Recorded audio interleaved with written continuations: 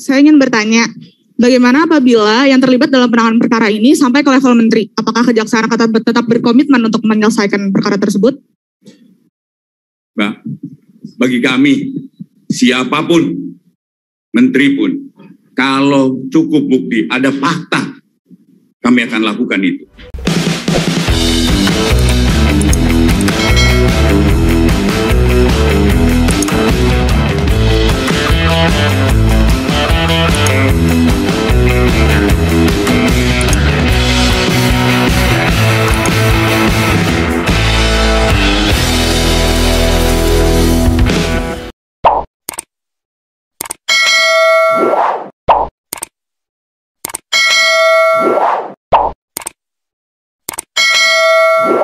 Assalamualaikum warahmatullahi wabarakatuh. Kembali berjumpa dengan saya Herz Beno Arif dari Forum News Network. Pemberantasan mafia minyak goreng memasuki babak menarik nih, ngeri-ngeri sedap setelah Kejaksaan Agung menetapkan 4 orang tersangka. Mereka adalah Dirjen Perdagangan Luar Negeri Kementerian Perdagangan Indrasari Wisnuwardana dan 3 orang lainnya dari korporasi besar yang selama ini menguasai pangsa terbesar dari crude palm oil atau minyak sawit ini. Mereka ini adalah raja-raja minyak sawit. Dengan penetapan sebagai tersangka dan diikuti penahanan terhadap seorang dirjen, ini sebuah jabatan yang hanya 1 level di bawah menteri, muncul pertanyaan yang sangat menarik. Pertama, mungkinkah sang dirjen bermain sendiri tanpa diketahui Menteri Perdagangan atau pejabat yang lebih tinggi? Mengingat kasus ini sudah menimbulkan kehebohan berupa kelangkaan minyak goreng di seluruh Indonesia, harganya juga melambung setelah dicabut kebijakan harga eceran tertinggi itu sampai berbulan-bulan. Itu harus dicatat, ini bukan hanya menjadi fokus pemberitaan media di dalam negeri saja, namun juga media internasional menyoroti. Sebab menjadi pertanyaan mereka juga, bagaimana mungkin ya Indonesia sebagai negara pengekspor atau penghasil sawit terbesar di dunia dan kemudian terjadi kelangkaan dan harga sangat mahal.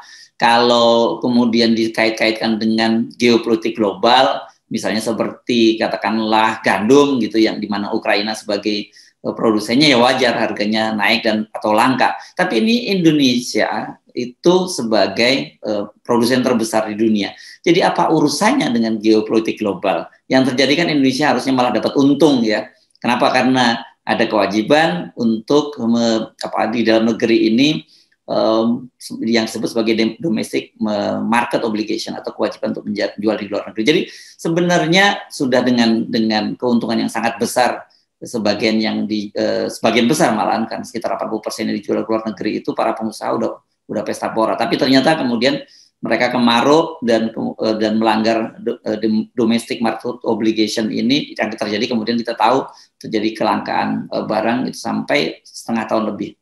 Apa iya sih seorang dirjen begitu saktinya, gitu sangat berkuasa, bisa leluasa dengan tenang bermain-main sampai berbulan-bulan itu tanpa gangguan? Pertanyaan kedua, saya kira ini tak kalah menariknya. Apakah Kejaksaan Agung itu hanya akan berhenti menjadikan tersangka dan menahan para pelaku dari korporasi? Ini kan mereka ini hanya level komisaris dan level eksekutif gitu. Dan kemudian membiarkan korporasi yang menikmati keuntungan besar sampai triliunan rupiah dari penyelewengan kuota ekspor. Pertanyaan-pertanyaan itu saat ini menjadi fokus perhatian publik. Di media sosial saat ini berkembang berbagai spekulasi. Ini dengan munculnya foto, ya ini salah satu tersangka mafia minyak goreng, ini Master Parulian Tumanggor, ini dia berasal dari Wilmar, PT Wilmar. Fotonya itu, foto Parulian Tumanggor ini ada dengan Menko Marinvest, Luhut Panjaitan, dan Kepala Staf Presiden Muldoko. Saya kira sebagian Anda pasti sudah mendapatkannya atau melihatnya di media sosial maupun di media-media konvensional. Sebab foto-foto itu tidak hanya berhenti di media sosial, tapi juga menjadi pemberitaan di beberapa media online. Pertanyaan-pertanyaan ini juga muncul dari media dalam sesi tanya jawab ketika Jaksa Agung menggelar jumpa pers Selasa sore lalu. Mbak, kalau tadi bicara tentang kenapa cuma ini aja, kalau semua pun Mbak, kami tidak akan membedakan. Kalau cukup bukti, ada informasi dan ada fakta, kami akan lakukan. Ya. Izin Pak. Izin Pak, saya ingin bertanya. Bagaimana apabila yang terlibat dalam penanganan perkara ini sampai ke level menteri? Apakah Kejaksaan akan tetap berkomitmen untuk menyelesaikan perkara tersebut? Mbak, bagi kami, siapapun, menteri pun, kalau cukup bukti, ada fakta, kami akan lakukan itu.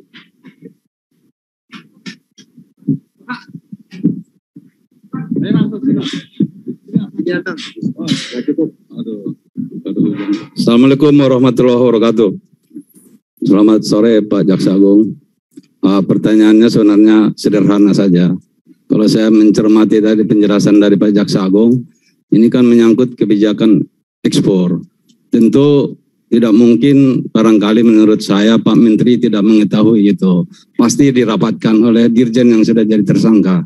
Pertanyaannya, apakah Pak Menteri ini sudah dimintai keterangan oleh penyidik sehingga terang benderang perkara ini? Terima kasih Pak. Assalamualaikum warahmatullahi wabarakatuh. Karena penyidikan ini kan baru mulai tanggal 4 dan kami akan dalami. Benar ini kebijakan dan kami akan dalami. Kalau memang cukup bukti, kami tidak akan melakukan hal-hal yang sebenarnya harus kami lakukan. Artinya, siapapun pelakunya, kalau cukup bukti, kami akan lakukan. Jawaban dari Jaksa Agung tadi sangat tegas. Jika ditemukan alat bukti, maka sampai level menteri pun akan dilakukan, itu bahasanya. Kalau Mbak Media ini menggunakan bahasa yang lebih lugas, yakni disebutkan bahwa akan disikat. Ini menteri pun kalau terbukti terlibat dalam mafia minyak goreng akan disikat. Nah, sekarang kita tinggal menunggu pembuktian dari ucapan Pak Jaksa Agung. Saya kira ini sudah menjadi pemahaman publik, menjadi pemahaman kita bersama bahwa hukum di Indonesia itu hanya tajam ke bawah dan tumpul ke atas. Soal ini sebenarnya juga diakui oleh Kapolri Jenderal Listio Sigit Prabowo saat dia menjalani fit and proper test di DPR sebagai calon Kapolri ya. Apa yang dikatakan oleh Jenderal Listio Sigit itu adalah fenomena penegakan hukum di Indonesia, bukan hanya di lingkungan kepolisian RI ini ya. Ini berlaku di semua lembaga penegak hukum. Yang bermain dalam kasus minyak goreng ini kan mafia. Jadi kalau disebut mafia berarti bukan hanya terbatas antara korporasi dengan Kementerian Perdagangan. Ini sangat mungkin juga ada keterlibatan dari para penegak hukum itu sendiri. Benar bahwa izin surat ekspor yang menerbitkan itu Departemen Perdagangan. Namun proses ekspor CPO ini yang seharusnya dijual di dalam negeri tadi sesuai dengan peraturan domestic market obligation itu kan rangkaiannya cukup panjang, tidak hanya berhenti surat pemberian izin ekspor saja. Ini mulai dari pengiriman barang yang itu berarti kan melibatkan penegak hukum setempat, kemudian sepanjang perjalanan sampai ke pelabuhan, dan kemudian yang juga tak kalah pentingnya adalah urusan di pelabuhan dan kepabeanan. Jadi namanya mafia, jadi semua ini terlibat nih, dari mulai surat izin, pengamanan di jalan, kemudian di pelabuhan, dan rangkaian panjang lainnya. Pernik-perniknya itu begitu panjang ya. Semua ini kebagian rata nih. Kalau enggak ya akan ada hambatan. Nah, jadi kalau mau serius, ini memang banyak sekali yang harus disikat Pak Jaksa Agung. Kalau kita bicara level menteri, tentu fokus perhatian publik saat ini langsung tertuju kepada Menteri Dalam Negeri Lutfi. Tentu kesimpulan semacam ini tidak salah, sebab Indrasari Wisnuwardana sebagai Dirjen Perdagangan Luar Negeri adalah bawahan langsung dari Lutfi. Apa iya Lutfi tidak tahu menahu permainan Indrasari? Ini pertanyaan publik ya. Kalau lihat bahasa tubuhnya, Indrasari ini cukup dekat loh dengan Lutfi. Salah satunya adalah potongan video yang viral ini ya. Anda sebagian juga saya yakin sudah nonton, yakni pada tanggal 17 Maret saat rapat kerja dengan Komisi 6. Pada waktu itu Lutfi mengumumkan bahwa akan ada pengumuman tersangka mafia minyak goreng oleh Mabes Polri. Itu setelah dia dibisiki oleh Indrasari. Tolong ini menjadi catatan dalam kesimpulan untuk pertanggungjawaban kepada kita. Terima kasih.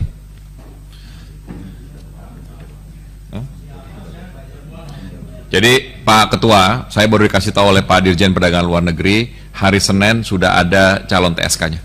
Video ini juga menunjukkan kedekatan Indra Sari dengan Lutfi. Ini dalam rapat kerja itu, di situ dia berdiri menghampiri Lutfi dan kemudian Lutfi menyerahkan handphonenya kepada Indra Sari. Tapi apakah itu fakta bahwa Lutfi terlibat? Saya kira jangan terlalu cepat dulu mengambil kesimpulan terlebih dahulu, biar Jaksa Agung yang bekerja dan membuktikan ucapannya. Apalagi kan Pak Jaksa Agung mengaku akan bertindak cepat. Kita tunggu siapa menteri yang akan disikat oleh Jaksa Agung, atau yang lebih tinggi lagi deh dari menteri itu. Walaupun ini penegakan hukum, tapi karena melibatkan level petinggi negara, dapat dipastikan ini terjadi tarik-menarik kepentingan politik yang sangat tinggi. Tinggal kuat-kuatan ini. Kalau Pak Jaksa Agung misalnya di backup penuh oleh Presiden yang berkomitmen untuk melakukan pemberantasan mafia, ini dipastikan semuanya akan berjalan lancar. Jadi akan ada mungkin 1 atau 2 menteri yang terlibat yang bisa langsung disikat oleh Pak Jaksa Agung ya. Nah, tetapi kita tentu juga masih ingat dalam rapat kerja dengan DPR kan Menteri Perdagangan Lutfi waktu itu mengaku tak berdaya melawan mafia minyak goreng. Kalau seorang menteri mengaku tidak bisa melawan mafia, pasti ada kekuatan yang lebih besar dong dari Pak Menteri. Silakan Anda menduga-duga sendiri siapa mereka. Dalam keterangannya kepada media, tak lama setelah jumpa pers dari Jaksa Agung itu, Lutfi menyatakan siap mendukung proses hukum yang dilakukan oleh Kejaksaan Agung. Menanggapi pernyataan Kejaksaan Agung terkait dugaan gratifikasi atau suap pemberian izin persetujuan ekspor minyak goreng yang melibatkan Direktur Jenderal Perdagangan Luar Negeri Kementerian Perdagangan, kami menyatakan dengan tegas Kementerian Perdagangan tetap dan terus mendukung proses hukum yang tengah berjalan saat ini. Kementerian Perdagangan juga siap memberikan informasi yang diperlukan dalam proses penegakan hukum. Tindakan korupsi dan penyalahgunaan wewenang menimbulkan kerugian negara dan berdampak terhadap perekonomian nasional serta merugikan masyarakat. Kami juga telah menginstruksikan jajaran Kemendak untuk membantu proses penegakan hukum yang tengah berlangsung. Kami menghormati proses hukum ini dan berharap proses hukum dapat berjalan dengan baik. Bagaimana dengan korporasi besar? Mungkinkah mereka bisa dijerat? Soal ini kan tadi jawab juga dengan tegas oleh Jaksa Agung. Sangat mungkin. Pertanyaan pertamanya terkait dengan kerugian negara. Kalau kita lihat kan ini dampaknya seluruh Indonesia, Pak. Otomatis sangat besar gitu loh, Pak, untuk kerugian negara. Ya. Ada tidak arah dari Kejaksaan Agung, dari tim penyidik itu untuk meminta pertanggungjawaban terhadap korporasi, Pak, untuk mengantisipasi jika para terdakwa nantinya tidak bisa mengembalikan kerugian negara. Kan ini sudah pernah dilakukan ketika kasus Indosat gitu, Pak. Ya, terima kasih, Pak. Baik, yang pertama kita akan mengarahkannya adalah ke perekonomian negara. Jadi, terus kemudian untuk korporasi sangat mungkin itu, sangat mungkin untuk korporasi. Dan kami sudah perintahkan pada Jampisus, pada Dirdik untuk lakukan itu. Menjerat korporasi ini juga jangan dianggap main-main ya. Ini juga di Indonesia ini korporasi ini nggak kalah kuatnya. Kalau di zaman Orde Baru itu kan ada disebut-sebut bahwa pengusaha itu diatur oleh penguasa. Tapi kalau sekarang di masa reformasi, terutama khususnya pada masa Pak Jokowi ini sudah muncul semacam anggapan bahwa para penguasa itu justru dikontrol oleh para pengusaha. Bahkan di antara para pengusaha sendiri itu sekarang banyak yang jadi penguasa. Ini yang oleh senior ekonom Rizal Ramli sebut sebagai peng-peng. Kalau melihat yang sudah ditetapkan sebagai tersangka itu kan semuanya berasal dari pemain sawit besar. Ini jadi cukup serius ya. Mereka adalah komisaris dan eksekutif dari PT Wilmar Group, PT Musim Mas Group, dan Permata Hijau Group. Ketiga perusahaan ini adalah penerima terbesar dana triliunan rupiah dari program proyek biodiesel yang dikelola oleh Badan Pengelola Dana Perkebunan Kelapa Sawit atau yang disebut BPD PKS. Dalam dunia politik Indonesia yang dikenal dengan biaya politik yang sangat mahal, biaya politik sangat tinggi, perusahaan-perusahaan besar itu biasanya terlibat dalam pembiayaan kampanye. Ini mulai dari level kepala daerah sampai pilpres. Jadi lobby-lobby politik dan kekuasaan mereka itu mencengkeram ya, mulai dari level bawah pemerintahan di daerah itu sampai di tingkat pusat. Kalau benar Jaksa Agung juga akan masuk ke wilayah ini, itu tentu saja merupakan kerja hukum dan politik ya. Ini harus dikombin antara hukum dan politik yang sangat besar dan berat. Nggak bisa kalau mainnya itu hanya modal hukum saja. Mari kita tunggu saja, benarkah Jaksa Agung serius dan bergerak sampai jauh memberantas mafia minyak goreng? Bukan hanya sekedar untuk mengurangi tekanan publik yang marah ya, karena krisis kelangkaan dan kenaikan harga minyak. Kan ada kecurigaan itu ya, bahwa ini Pak Jaksa Agung ini bergerak hanya karena untuk supaya tekanan publik terhadap pemerintahan Jokowi ini diturunkanlah, karena ternyata terbukti sudah dilakukan penindakan terhadap mereka yang terlibat mafia hukum. Karena masih ada anggapan itu bahwa untuk mengurangi tekanan itu diperlukan tumbal, dan itu hanya cukup sampai Pak Dirjen saja yang dikorbankan. Saya Hersbun Arif dari Forum News Network. Sampai jumpa lagi. Tetap semangat. Wassalamualaikum warahmatullahi wabarakatuh.